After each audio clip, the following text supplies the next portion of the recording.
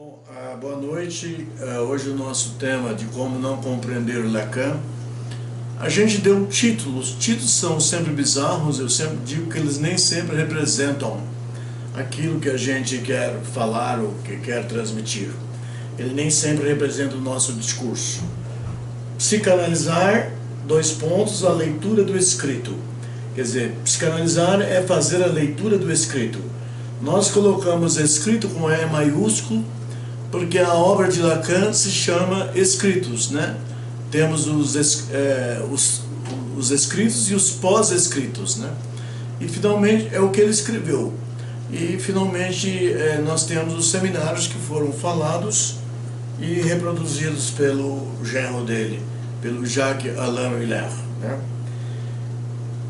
Eu vou ler aqui um parágrafo e novamente ele apareceria. Ele deveria aparecer no Lacan Fala, no término do seminário. Mas eu vou ler aqui uma parte em que Lacan pergunta o que se espera de um psicanalista. Aí a gente diz, aí ele diz aqui, é ao analista e a ele somente que se endereça essa fórmula que tantas vezes comentei. É uma fórmula de Freud, em alemão, Wo es war, soll werden. Onde estava o isso, vamos dizer, a parte pulsional corporal, deve surgir o eu. Essa é a tradução da frase de Freud. Wo es war, soll werden. Se o analista trata de ocupar esse lugar, ele deixar o lugar do es, do isso, e ocupar o lugar do eu, né, do eu moi, e também do seu eu G analisado, né? Se o analista trata de ocupar esse lugar no alto e à esquerda, ele está falando do analista representado pelo objeto pequeno a, na teoria dos 4 discursos, né? Da esquerda que determina seu discurso é justamente porque de modo algum está lá por si mesmo. Ele não está lá por si mesmo. Embora a Lacan diga que o analista se autoriza por si mesmo, mas aqui ele chega a dizer que ele não está lá por si mesmo, no lugar de analista. É lá onde estava o mais de gozar, que não está mais no analista. O gozar do outro, la jouissance de l'autre, não está mais no analista, que o eu, na medida em que profiro o ato analítico, olha como diz Lacan, que eu, na medida em que profiro o ato analítico, devo advir. Então, na medida em que ele perdeu os seus gozos, o candidato a psicanalista, ele está pronto para oferecer um ato analítico, né? E sem os gozos, deve surgir o eu adequado do analista. É o que diz Lacan. Mas nós vamos voltar depois no Lacan Fala alguma coisa em relação a isso, né? Porque o inconsciente não é uma desordem. O inconsciente é um local, um lugar do psiquismo, do sujeito, que tem uma organização, mas às vezes ele tem uma estrutura desorganizada. É possível que isso aconteça, né?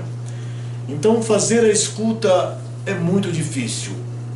Ler textos também às vezes é muito difícil. Nós não conseguimos fazer uma leitura, uma compreensão, mas às vezes nós temos que fazer interpretações. Então, o caráter inteligível do que está escrito, né? Isso nós estamos sempre... Congresso que eu estou participando. E nós estamos sempre pensando na questão da escuta. Oi? Não, mas eu faço lá então. Então, veja, essa parte que nem sempre é possível ler o que está escrito. Isso é uma questão que vem de longa data na civilização ocidental. Começamos por dizer o que está escrito não se lê, nem sempre se lê. A gente pode interpretar, mas ler não é possível, né? E é uma coisa que vem de longa data. E até chegamos a dizer que não se deve tentar compreender o escrito, mas interpretá-lo. E na psicanálise, quando estamos lidando com a foné, com o discurso, que estamos na escuta, nós também devemos encontrar alguma fórmula que nos ajude a perceber, a captar o que está sendo dito. E aos matemas, eu acho que o matema mais importante que Lacan criou para ajudar o analista com o campo do logos, da lógica, da Vernunft, da razão em alemão, da Ratio, né? O que ele criou foi a teoria dos significantes, né? A estrutura dos significantes como sendo uma apresentação do inconsciente. Textos inteligíveis, vamos, que a gente não dá conta de ler, mas pode se interpretar. O Finnegan's Wake de James Joyce é uma das obras que ele levou, eu acho que ele levou uns 25 anos para escrever esse texto, com palavras contidas em 50 idiomas diferentes, né? Eu não sei se ele tinha o teatrólogo Samuel Beckett como secretário dele. Parece que era secretário dele. Não sei se ele ajudou a encontrar palavras nos dicionários de línguas estrangeiras para ajudá-lo a escrever o Finnegan's Wake. Temos o Ulisses, do mesmo James Joyce, né? Que ele se inspira na Odisseia de Homero, mas na verdade a compreensão é muito difícil. É mais fácil trabalhar com a ideia da interpretação. Temos as peças de Samuel Beckett, que foi muito ligado a James Joyce, foi ligado a Beale também na Inglaterra. As peças dele, Fim de Partida é uma delas, são também inelegíveis, você não pode lê-las, mas é necessário que você faça a interpretação. Leia e interprete. Temos uma escritora brasileira, Clarice Lispector, né? Temos A Paixão Segundo o GH, que é uma obra dificílima de ser compreendida, né? E há um conto, uma obra mais curta, da Clarice Lispector, que tem o título de O Ovo e a Galinha. Alguns meses antes da morte dela, um jornalista numa entrevista pergunta a ela o que significa o ovo e a galinha, qual é a mensagem desse texto, desse conto. Ela disse: olha, eu posso lhe confessar que eu não sei o que foi que eu quis dizer, né? A Clarice Lispector, ela tinha textos altamente introspectivos, ligados à verdade, vamos dizer, ao espírito subjetivo, né, no sentido hegeliano. Ela mesma disse: eu não sei dizer o que é que eu queria dizer. Ela escreveu num fluxo de pensamento consciente, inconsciente, e pronto, e deu no que deu.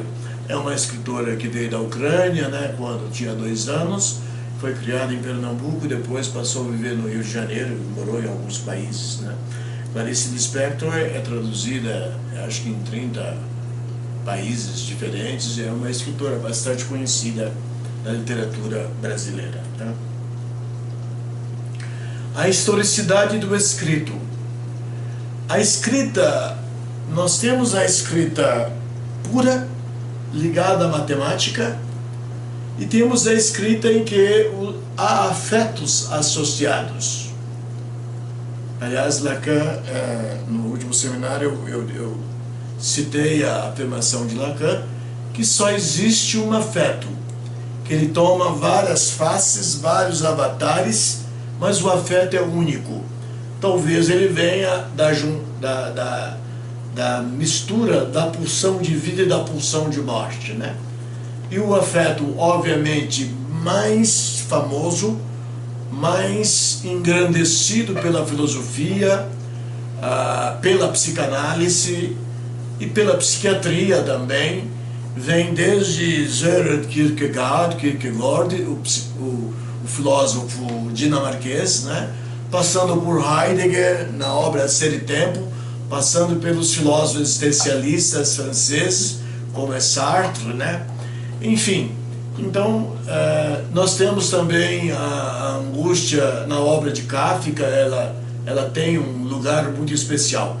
Então é um afeto, mas um afeto que tem uma historicidade, ele ocupa o sintoma do homem, o sintoma humano e o sintoma humano, tanto o sintoma, que seria a estrutura do inconsciente, como o sintoma, e nós não sabemos por que essa angústia é tão privilegiada pela civilização, pelas acontecências civilizatórias que nós temos no mundo ocidental. Então a questão da escrita, quando ela é matemática, se nós pensarmos, por exemplo, somarmos 2 mais 2, 4, nós não sentimos nada, não vem afetos. Se eu multiplicar 10 vezes 10, 100, ok? Ou se eu olhar um triângulo retângulo, se eu sei geometria, eu olho um triângulo retângulo, eu sei que tem 2 catetos, uma hipotenusa, né? Triângulo isósceles têm os 3 lados iguais, né? E a primeira escrita que nós tivemos, uma das primeiras na nossa civilização, foi a geometria de Euclides, que é a geometria ela não está ligada a afetos, mas a operações do cogito cartesiano. Mas eu poderia falar do logos, da razão em grego, né? Posso citar novamente a ratio, a razão em latim, e a Vernunft, a razão como foi nomeada pelos filósofos alemães, de um modo geral. Então veja, uma das primeiras escritas que nós tivemos foi a geometria de Euclides, né? Sem problemas, nós não temos afetos ligados a elementos matemáticos. E tivemos também Pitágoras, um grande matemático, né? E que tinha uma veneração pelos números, né? E realmente ajudou a organizar a questão, o raciocínio, o pensamento matemático na cultura ocidental, né? Pitágoras, que viveu do ano 570 a.C. ao ano 495 a.C., né? Então é um pensador bastante antigo, e o pensamento pitagórico foi importante para desenvolver a escrita numérica, a escrita matemática, né? Os gregos, eles tinham um afeto chamado medo em relação à escrita. Todos eles tinham pavor da escrita. E havia na Grécia Antiga os sofistas, aqueles que o cidadão grego ele tinha que participar da assembleia do governo ateniense, da eclésia, e eles não escreviam seus discursos. Às vezes os discursos eram preparados pelos sofistas, aqueles que cobravam para elaborar os discursos políticos para serem apresentados na assembleia, né? E muitos gostavam do trabalho do sofista, outros não gostavam, tá? Então, porque para o grego escrever era perigoso, porque você colocava as suas ideias num texto de papel, e se você publicasse, você tornaria o seu pensamento pétreo, e você não poderia mudar as coisas, sua maneira de discursar, de dizer, de pensar, de acordo com o andamento da história de Atenas, da historicidade, eu diria, imediata ou mais longa do governo de Atenas, né? Então, realmente era algo muito delicado e perigoso. Tanto que os filósofos pré-socráticos, a maioria nunca escreveu nada, e nós temos o Sócrates, né? considerado é o herói que não escreveu, o herói que nada escreveu. Sócrates, o pai da filosofia, né? Ele dizia que o saber de alguém é determinado pela maneira com que ele avalia a sua ignorância, né? Só sei que nada sei, embora ele histericamente andasse pelas ruas de Atenas, discutindo com a juventude, trocando ideias, né? Debatendo a maiêutica socrática, debatendo o seu pensamento, a questão do daimon, enfim, e outras coisas. E se irritou um pouco a sociedade ateniense, esse saber estericizado, né? Sócrates, o pai da filosofia, eu já falei, ele andava a fazer discípulos por Atenas, enfim, uma histeria de gozo, uma histeria e o gozo do saber. Ele realmente usava o saber como uma forma de gozo, que é do oráculo de Delfos, que dizia, quando Xenofontes foi ao oráculo de Delfos e perguntou: Sócrates é o homem mais sábio de Atenas? O oráculo, a sacerdotisa respondeu que sim, que ele seria o homem mais sábio de Atenas. Mas Xenofontes e a sociedade ateniense pensavam, mas como ele pode ser o mais sábio se ele diz que nada sabe?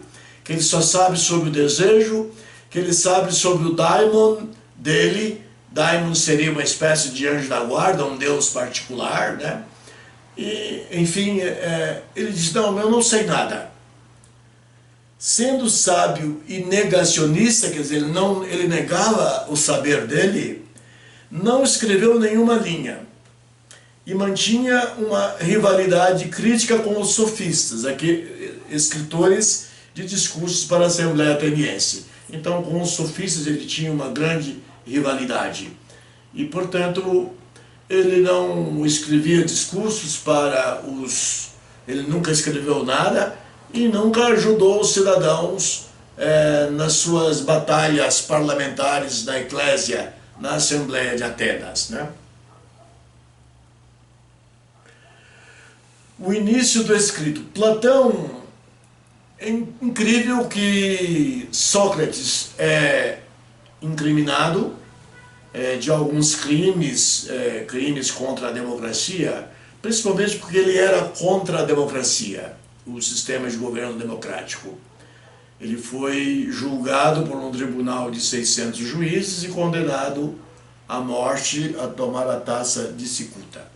Mas eu acho que a histeria dele, aquele logos histérico, foi a maior causa desse julgamento que hoje é lembrado, pensado no campo da filosofia, no campo da história, né?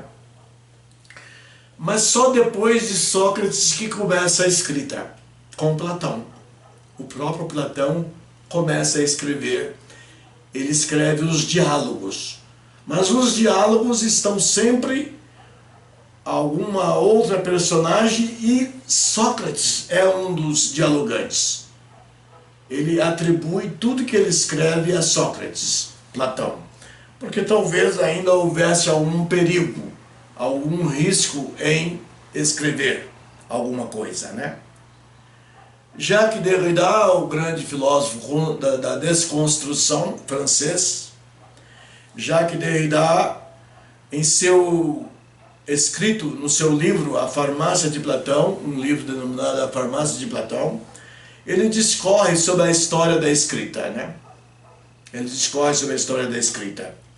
E conta, ele muda um mito que vem da Grécia e vem do Egito, que Teut, baseado em Tote, apresenta a invenção da escrita ao faraó Thamos. A escrita é apresentada e obviamente que há uma recusa, pelo menos essa é a versão colocada por Jacques Derrida no seu livro, que há uma recusa da escrita, porque a escrita iria fazer as pessoas a ter uma memória mais frágil. O léter, o esquecimento, iria rolar com mais facilidade. Então, na visão no texto de Jacques Derrida, não se aceitou.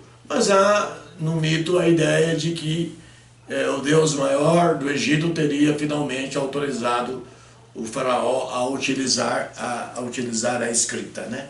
Então é alguma coisa muito polêmica essa questão da escrita.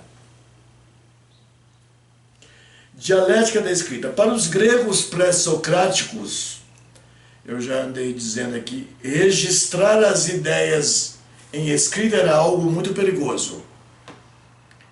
Nos debates da eclésia, da Assembleia Ateniense, eclésia, daí vem a palavra igreja, né? Assembleia dos cidadãos, os debatedores não escreviam. E se alguém escrevesse alguma coisa, era destruído e rasgado imediatamente depois do discurso. Estando escrita, a posição política do cidadão ficaria pétrea se ele escrevesse. Pétrea. E ele seria facilmente julgável, porque aquilo poderia ser lido dezenas de vezes e interpretado, às vezes interpretado à maneira de cada um. Porque é claro que eles sabiam que a lei, o escrito é ilegível, ele não é legível, facilmente legível. Então, estando a escrita, a posição política estando escrito o discurso, né? Claro, a posição política do cidadão ficaria pétrea, tirando sua liberdade de se movimentar de acordo com a dialética histórica, né? Então, escrever era algo muito perigoso. E até hoje existem perigos para a escrita, né? Tanto que nós temos sistemas na nossa civilização de controle do que se escreve, né? O que se fala, às vezes, pode ser voltar atrás, pode ser mudado, etc. Tá? O que se fala. Nós sabemos que a fala, a foné, ela é muito importante, né? Ela é muito importante. E nós sabemos que os bebês, os infants, o bebê quando nasce, ele não tem mundo, a gente já disse, né? Ele tem, vamos dizer, a mãe e a lalangue que a mãe funda junto com ele, né? Então é um momento muito especial, em que o bebê, aliás, o bebê e a criança até um pouco maior, ela pode recusar objetos, brinquedos, alimentos, mas recusar a linguagem até uma certa idade não há jeito de recusar a linguagem. Então nós temos que saber como utilizar a linguagem, mesmo a linguagem falada, a foné. O surgimento da escrita no sujeito. Aqui nós estamos falando que a mãe e o bebê estão envolvidos na lalangue, porque ao nascer ele não tem mundo. Ele só tem o tato corporal da mãe, o seio que ele vai sugar devido à fome, né? E, enfim, e os choros. E os choros pela obscuridade que o mundo representa para ele. A obscuridade, a falta de claridade, não há conceito. O bebê não sabe o que está acontecendo ali, né? Ele foi jogado no mundo, né? Então a lalangue lacaniana é a escrita original. O bebê fica com aquilo registrado como se for uma escrita, mas que ele não pode repetir. Mas numa análise, numa abordagem do inconsciente, pode ser que algumas coisas do mundo da lalangue apareçam. Pode ser que apareçam, né? Então a lalangue lacaniana é a escrita original, arcaica, que habita o sujeito em construção e sem foné. Ele não tem ainda a palavra oral, né? A lalangue é a manifestação de uma fala para o infante que só escuta, sem compreender. Mas ele está entendendo que a mãe emite sons, que a mãe tem uma linguagem. Isso ele aprende até o quarto, até os 6 meses de idade, né? A lalangue cria um mundo para o infante. Que ele nasce, ele não tem noção de mundo, né? O bebê chora de 3 em 3 horas, de 2 em 2 horas. Ele não chora só pela fome, ele chora também pelo terror sem nome, pela falta de de epistemologia conceitual em relação àquele mundo que ele está vivendo. Este conceito é a raiz da linguagem, Alalang, funcionando como uma escrita silenciosa. Funciona como uma escrita silenciosa para nós, analistas, para todos nós que estudamos este fenômeno. Perigos para o psicanalista. Quais são os perigos que o psicanalista tem? Fazer uma escuta constituída de foné que não carrega o logos. A escuta é flutuante. Nós não escolhemos o que vamos escutar na sessão de análise. Não escolhemos. Mas, ao mesmo tempo, é necessário que essa escuta tenha um logos, tenha uma vernunft, uma razão, né? um narratio, né? Tem uma razão. É fundamental que tenha alguma coisa do mundo matemático, né? Alguma coisa do mundo matemático. E que uma escuta habitada com uma altíssima intensidade do afeto, que o afeto são emoções não são do mundo lógico, uma escuta habitada por uma imensidão, uma quantidade enorme de afetos. Podemos chamar de afetos, Lacan diz só um afeto. E os outros afetos são avatares do mesmo afeto, apresentações, faces do mesmo afeto.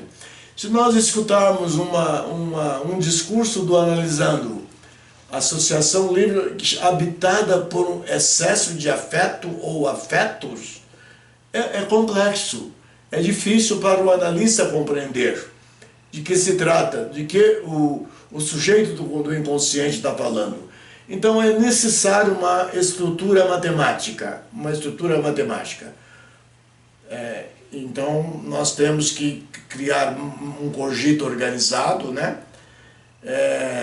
E obviamente temos aqui uma frase completa. Pode ser que o discurso do analisando contenha algum cogito, claro, racionalidade, pensamento, né?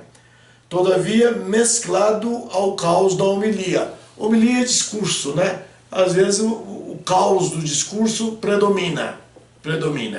Isso torna mais difícil o trabalho do analista em interpelar determinadas estruturas e fazer as suas interpretações.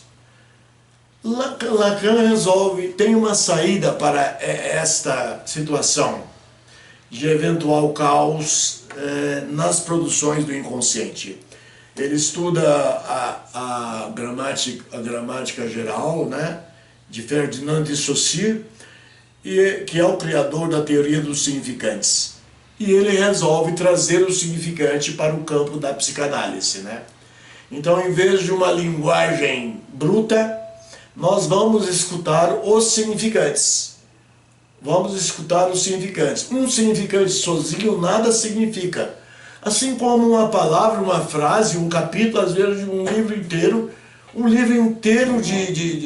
de Clarice Lispector, O Ovo e a Galinha, ninguém sabe de que se trata. Nem ela sabe, ela diz, eu não sei, não é?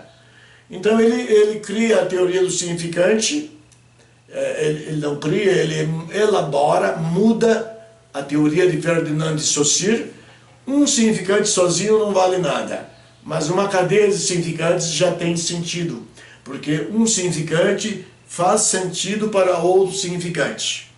Só o significante, ele tirou os significados. O S maiúsculo barra S minúsculo. Tirou o S minúsculo e fez os significantes uma cadeia. S1, S2, S3, S4, S5, Sn, né?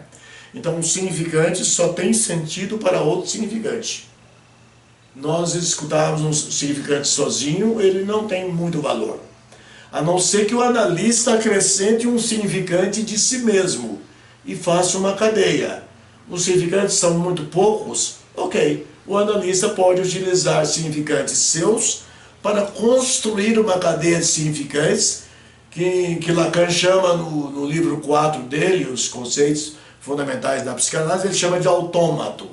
O autômato. a cadeia de significantes.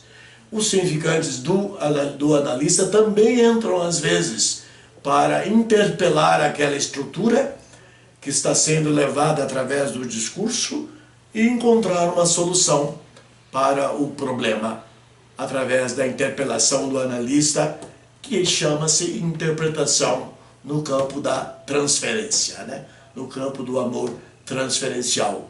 O analista aproveita a transferência do analisando, o amor transferencial causado em que ele acha que o analista é o sujeito suposto saber, ele nomeia o analista como sujeito suposto saber, é claro, mas o analista renuncia a esse lugar e diz para o analisando que ele fale, que ele possa falar, porque ele que é o sujeito suposto saber.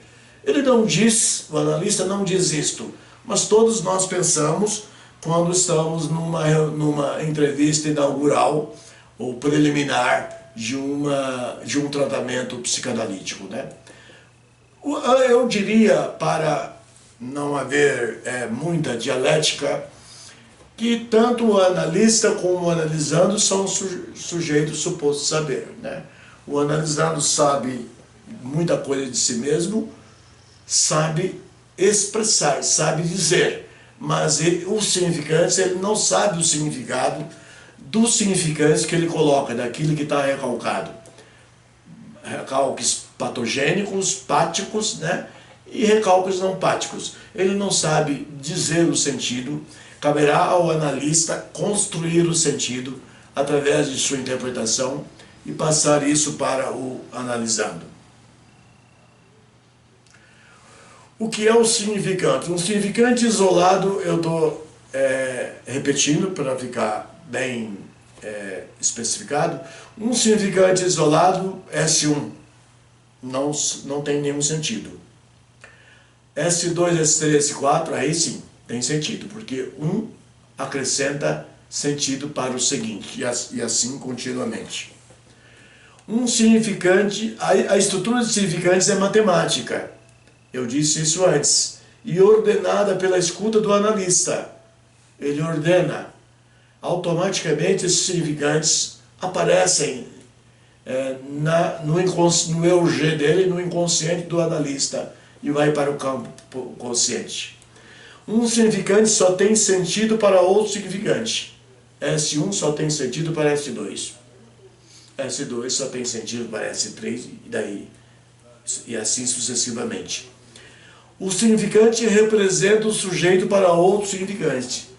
Então S1 representa o sujeito S para o significante S2. Né? Também isso são estruturas conceituais lançadas por Lacan na sua teoria dos significantes para criar uma ferramenta mais matemática, mais lógica, mais racional para a escuta, né? E obviamente nós temos as estruturas clínicas como a estrutura neurótica, a estrutura perversa, a estrutura psicótica. Essas estruturas, elas são o quê? Elas são formadas por cadeias de significantes. Ocorreu recalque, ocorreu negação, ocorreu denegação, ocorreu a negação, Verwerfung, né? Então nós temos essas estruturas que nós conhecemos os sintomas e conhecemos o sintoma. Conhecemos a estrutura inconsciente a estrutura inconsciente da neurose, da psicose, da perversão, e conhecemos também os sintomas, né? Os sintomas. Isso nos ajuda também a interpelar o sujeito do inconsciente do nosso analisando. O nascimento dos significantes. Na estruturação do sujeito, os significantes transitam pelo real, simbólico e imaginário, sim. Real é aquilo cujo sentido nós não alcançamos, né? O imaginário nós já sabemos, e a maior aplicação do imaginário é o estágio do espelho de Lacan, né, em relação à vida do bebê, que esse estágio começa, vamos dizer, com uma certa faixa etária na posição depressiva e termina e se completa aos 18, aos 20 meses de idade, né? Então, aí sim ele sai do imaginário e entra para o campo do simbólico. Sendo uma estrutura simbólica, o significante como metáfora, ele é uma metáfora. Ele tem dezenas de sentidos que o analista pode utilizar. Os sentidos que o significante tem, obviamente, no contexto de uma cadeia, porque ele sozinho ele não significa nada, né? Então, nós temos, sendo uma estrutura simbólica, o significante metáfora, ele se organiza em metonímia, que é essa cadeia de significantes, né? Ele é uma metáfora organizada em forma de metonímia. O autômato, que é a cadeia de significantes, é assim que Lacan nomeou no seminário 11, né? No seminário 11, eu acho que... Os 4 conceitos fundamentais. Os 4 conceitos fundamentais da psicanálise, né? A Psique, que é a estrutura do real, como registros do inconsciente, funcionam como uma matemática, né? Nos princípios do logos, da ratio e da Vernunft, né? Isto é a razão em grego, a razão em latim, a razão em alemão, né? Então, parece que a nossa fala está caminhando para mostrar que a psicanálise ela trabalha com estruturas conceituais que têm uma forte ligação a essa razão superior, né? Não essa razão rotineira, do falatório do mundo, mas uma razão superior, né? Como a Hannah Arendt citava uma razão superior, e citava o intelecto, que é a nossa inteligência utilizada no falatório do mundo no dia a dia, né? A ordem do inconsciente. O inconsciente se aproxima da natureza do caos. Não se aproxima. Há teóricos que dizem que o inconsciente é o caos. Não é.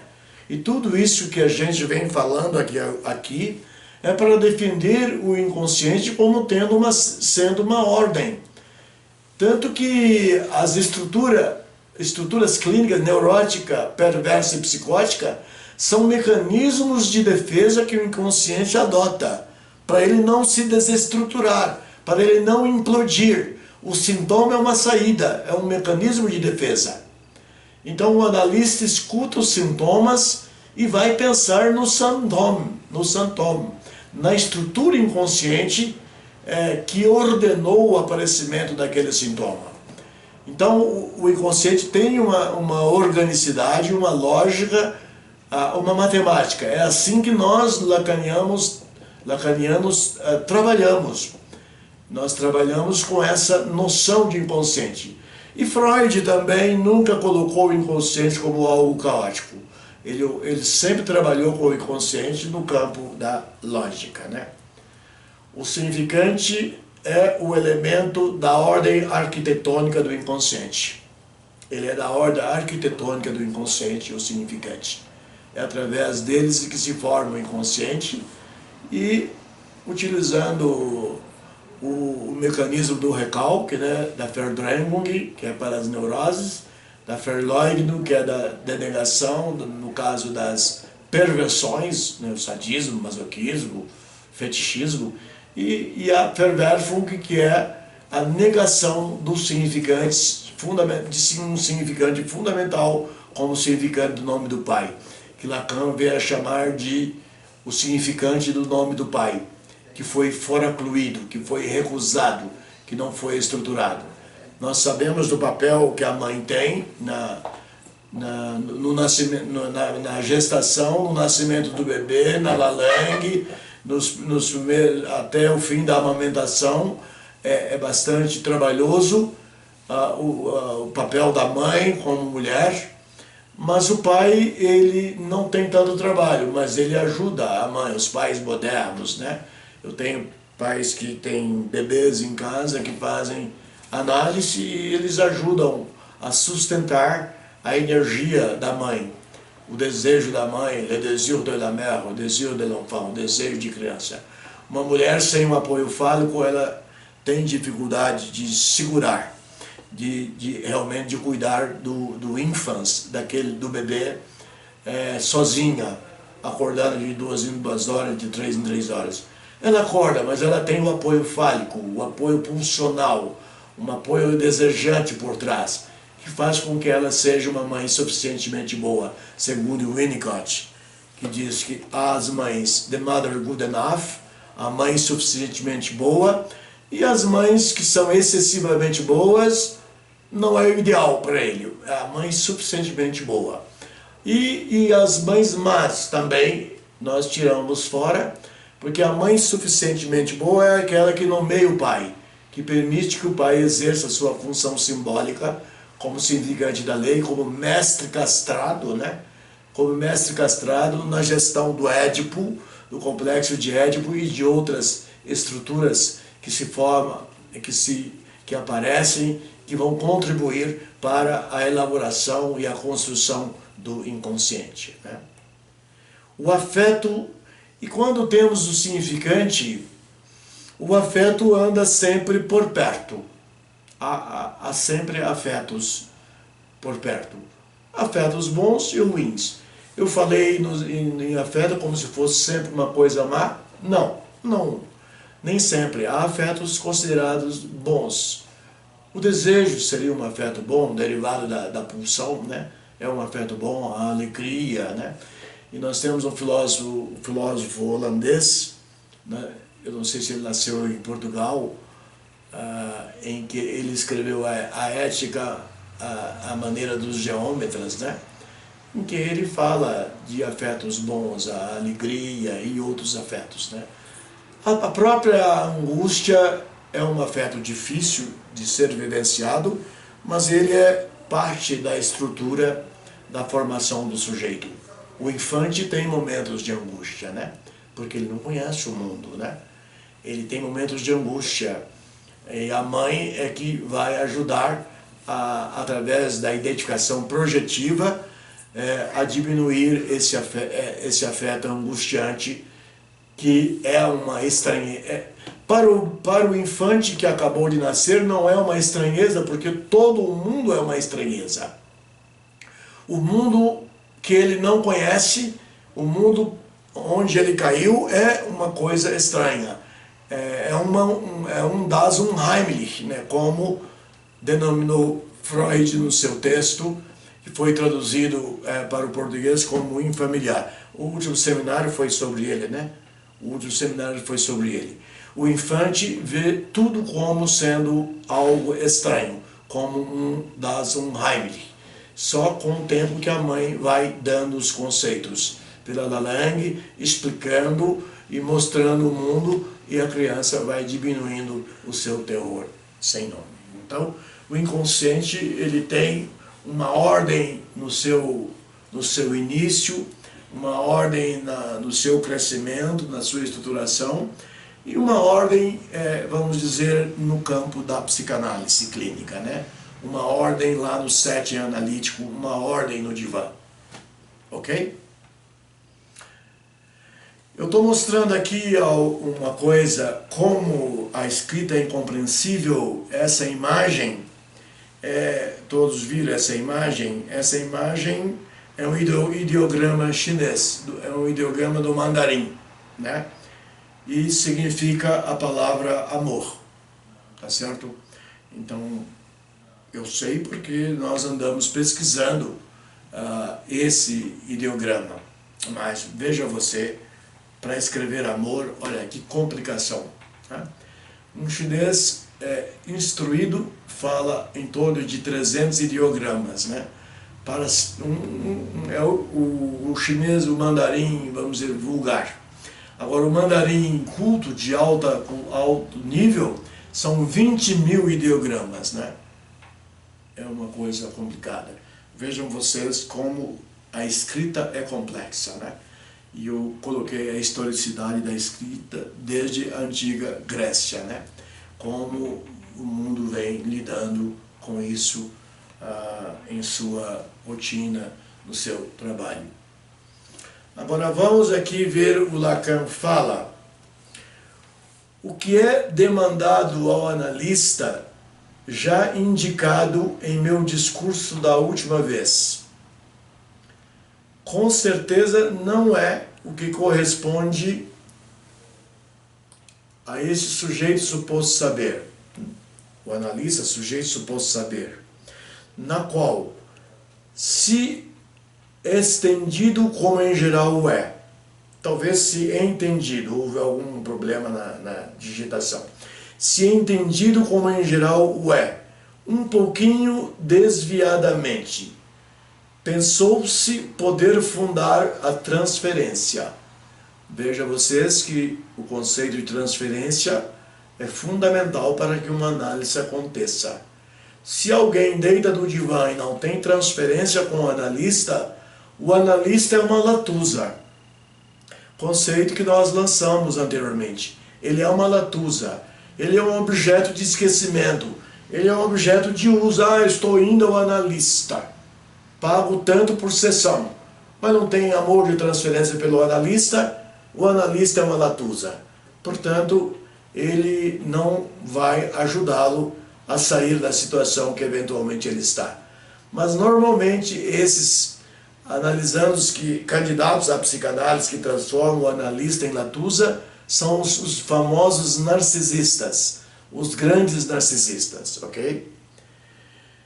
Então falou-se da transferência, eu insisti frequentemente nisso, que nós somos supostos saber não grandes coisas, em que Lacan diz que nós analistas somos sujeitos supostos saber, mas não de grandes coisas.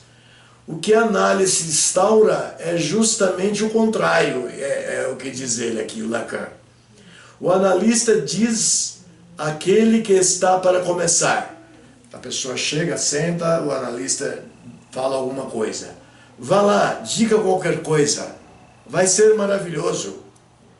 E ele é ele que o analista institui como sujeito suposto saber.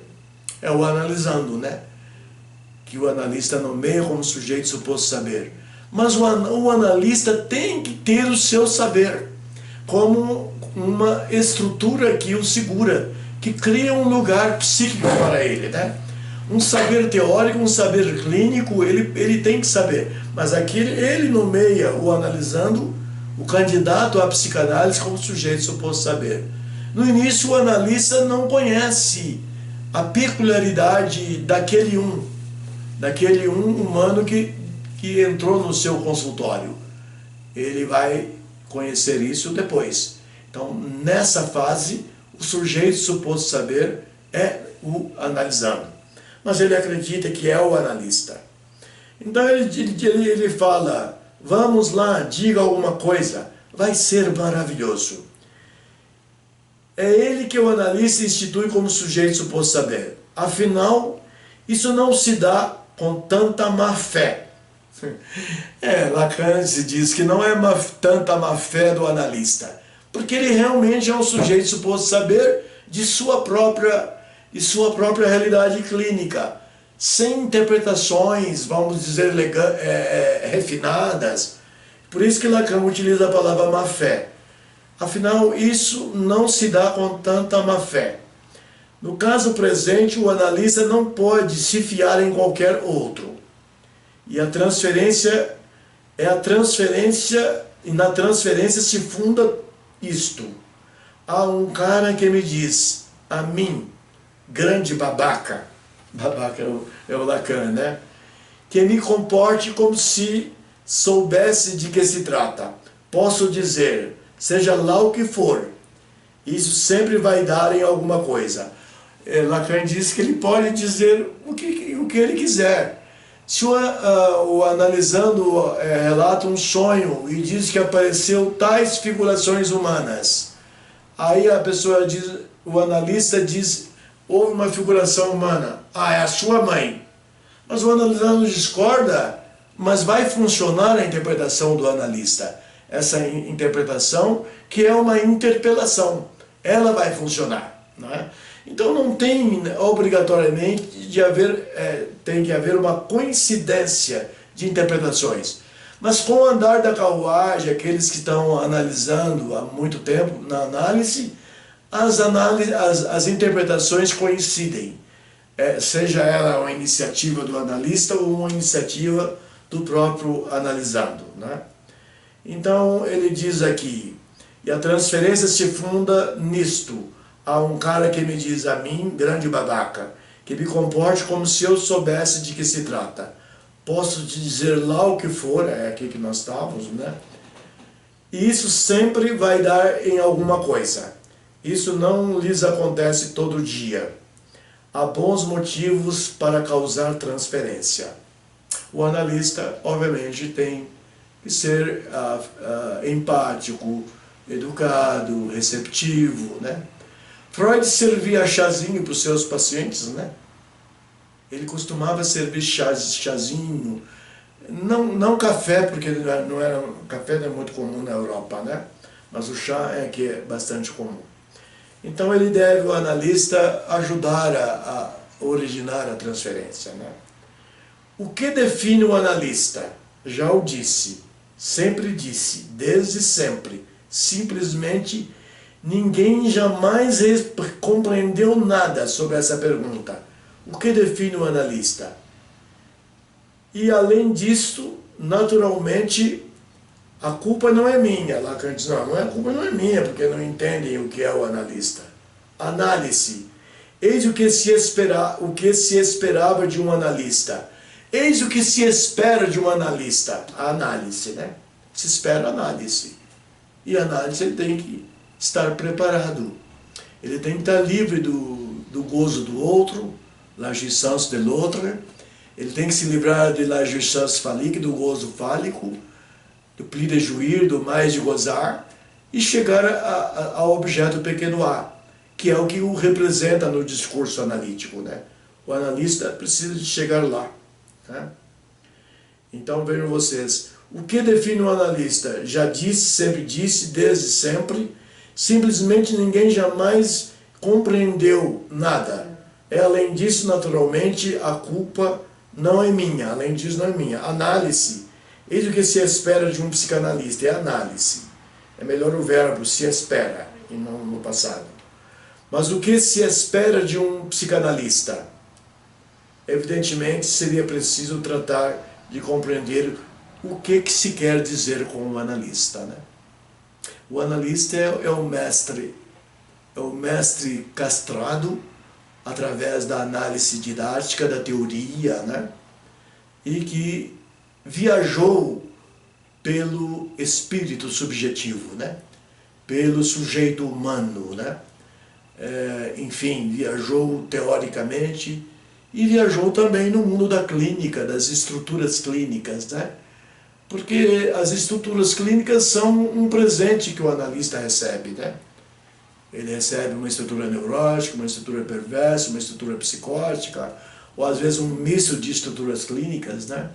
E é um presente que ele recebe que cabe a ele interpelar essas estruturas e ajudar o analisando a compreendê-las através de sua interpelação e de suas interpretações. Ok? Teve um texto que eu li aqui, deixa eu ver se ele está aqui. É um texto pequenininho, né? Pequenininho, exatamente. Depois dessa pergunta, o que é o analista, aqui vem, ao analista, diz Lacan, e a ele somente que se endereça essa fórmula que tantas vezes comentei. Uma fórmula em alemão que é Wo es war, soll ich werden. Onde estava o isso, as pulsões, o gozo, etc., o gozo do outro, deve surgir o eu. É o que disse Freud. A psicanálise trabalha com isso. Onde estava o isso, o gozo, as pulsões arcaicas, selvagens, onde estava a estrutura, o sintoma e seus sintomas. Deve surgir o eu. Se o analista trata de ocupar este lugar no alto, ele está falando dos 4 discursos, né? E o discurso do analista começa com o objeto pequeno a. Se o analista trata de ocupar esse lugar no alto, e a esquerda que determina seu discurso, o discurso do analista, é justamente porque de algum modo está lá por si mesmo, o analista. Ele chegou lá por si mesmo. Quer dizer, ele trabalhou o seu eu. Esse si mesmo é a sua subjetividade, que não é sozinho, ele precisa do outro, né? Do outro analista para ele chegar lá. Ele precisa do analisando para ele chegar lá. É lá onde estava o mais de gozar, pli de jouir, como eu citei, mais de gozar, que vai dar origem ao objeto pequeno a. O gozo do outro, la jouissance de l'autre, que é o gozo máximo, né? Que é o gozo do infante, né? O infante, ao chegar ao mundo, ele busca o seio, ele vivencia o mundo da mãe como o gozo do outro, né? O gozar do outro, é o gozo do outro, que eu, na medida em que profiro o ato analítico, devo advir. Olha o que Lacan diz. Que na medida que se livra desses gozos e vira um objeto pequeno a, e na medida em que ele profere, ele dirige um ato analítico, vai advir o eu do analista, o ser do analista. Ok?